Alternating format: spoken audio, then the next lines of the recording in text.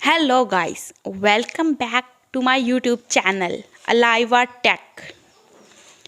Before we go to the topic of today, I request you all my students to subscribe to my channel and don't skip any part of the video so that you can get all the points through this lecture.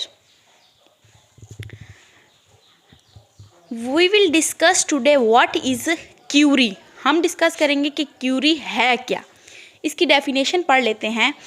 Curie is a statement that extract specific information from database.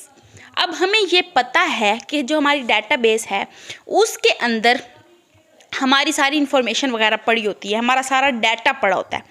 तो Curie क्या होती है? Curies होती हैं कि कुछ statements होती हैं, ठीक है, जो कि हमें उस डेटाबेस से डाटा निकालने के लिए काम आती है. यानी कि हम जैसे ही कोई क्यूरी लिखेंगे, कोई क्यूरी स्टेटमेंट देंगे, तो वो क्या करेगी कि वो डाटा को एक्सट्रैक्ट करेगी डेटाबेस से और हमें शो करवा देगी. तो ये हमारे पास हो गई क्यूरी. ठीक हो गया. आगे हम पढ़ते हैं कि क्यूरी के यूजेस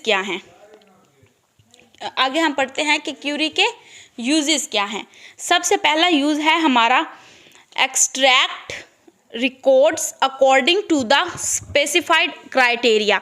यानी कि अब हमने कोई ना कोई स्पेसिफिक क्राइटेरिया देना है, ठीक है, कोई ना कोई स्पेसिफिक क्राइटेरिया देना है जिसकी बेस पे जो हमारी जो क्यूरी होगी, मतलब कि क्यूरी के अंदर ना, क्यूरी स्टेटमेंट के अंदर हमने वो एक स्पेसिफिक क्राइटेरिया देना है. ठीक है, वो क्या करेगा, वो वही वाली क्यूरी जो है वो डाटाबेस को सेंड करेगा और डाटाबेस क्या करेगा, हमें डाटा एक्सट्रैक्ट करके दे देगा. अच्छा, हमारे पास जो सेकंड पॉइंट है वो है कि choose the field to display in the result. यानी कि अब हम कौन से डाटाबेस में डेफिनेटली बहुत ज़्यादा फील्ड्स होते हैं, तो हम देखना चाहेंगे कि हमने कौन से फील्ड से वो जो डाटा है हमने वो एक्सट्रैक्ट करना है. वो वाले फील्ड का नाम हमने क्यूरी में लिखना है जिससे हम डाटा को एक्सट्रैक्ट करना चाह रहे हैं. ठीक हो गया. आगे हमारे पास पॉइंट है कि sort the records in a specific order. अब ये नहीं है कि हमारे डाटा जो है वो अनऑर्डर्ड पड़ा रहेगा, नहीं. डाटाबेस के अंदर जो हमारा डाटा होगा वो स्पेसिफिक फॉर्म में, स्पेसिफिक ऑर्डर में पड़ा हुआ होगा. ठीक है. अब हमने जब डाटा एक्सट्रैक्ट करना है, हमने कोई भी क्यूरी डालनी है, तो वो उस मुताबिक हमें जो डाटा है वो निकाल के देगा. The fourth point is calculate fields and summarise data. अब हमने टोटल जितने भी फील्ड्स हैं, वो वाले फील्ड जिसमें हमारा डाटा पड़ा हुआ है, उनको हमने कैलकुलेट करना है और डाटा को समराइज कर लेना है.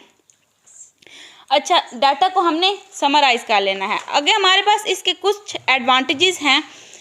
कौन से हैं? Some important advantages of using query. अब कुछ इम्पोर्टेंट एडवांटेजेस हैं क्यूरी को यूज़ करने के. सबसे पहले तो हमें फ्लेक्सिबिलिटी मिलती है. फ्लेक्सिबिलिटी किस तरह से मिलती है?